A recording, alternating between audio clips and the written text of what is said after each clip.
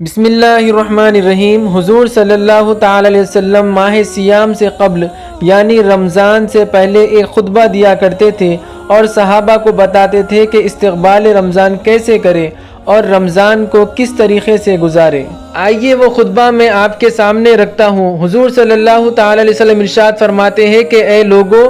ایک مہینہ ایسے آنے والا ہے جو بہت ہی بڑا ہے اور بہت ہی عظیم مہینہ ہے اور بہت ہی مبارک مہینہ ہے، اور جس کے دامن میں ایک رات ایسے آنے والی ہے جو 1000 مہینوں سے افضل ہے، اور اس مہینے کے روزوں کو فرض بنا دیا اور رات کے قیام کو نفل بنا دیا اور نفل کا بدلہ فرض کے برابر کر دیا اور اچھے اور خیر کے کاموں کا بدلہ فرض کے برابر کر دیا۔ وَهُوَ شَهْرُ الصَّبْرِ، یعنی یہ صبر کا مہینہ ہے اور صبر کا بدلہ جنت ہے، اور یہ مہینہ لوگوں سے محبت کرنے کا مہینہ ہے، اور یہ وہ بابرکت والا مہینہ ہے جس مہینے میں مومن کے رزق کو بڑھا دیا جاتا ہے۔ حضور صلی اللہ تعالی علیہ وسلم آگے ارشاد فرماتے ہیں کہ من فطر فیہ صائما، یعنی اگر کوئی شخص اگر کسی کو افطار کراتا ہے تو اللہ رب العزت اس کی بھی مغفرت عطا فرما دیتے ہیں، اور اسے بھی اتنا ہی ثواب دیا جاتا ہے جتنا کہ روزے دار کو روزہ رکھنے پر دیا جاتا ہے۔ صحابہ یہ سن کر ارشاد فرماتے ہیں کہ یا رسول اللہ صلی اللہ تعالی علیہ وسلم،